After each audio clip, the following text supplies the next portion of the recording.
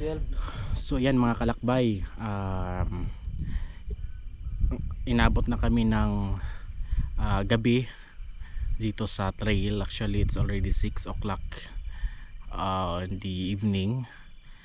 Tapos nandito pa rin kami sa trail.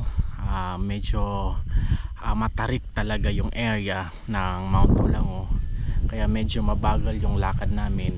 Dagdagan pa na mabibigat yung aming dalang bag tsaka yung tubig. So mas priority talaga namin dito yung tubig kasi yung water source ay nasa baba, malayo dito sa magiging campsite. So mula dito sa kinauupuan ko, mga I think 200 meters na lang. So 200 meters mula dito ay ang campsite na, pero yung dadaanan natin is medyo matarik pa din.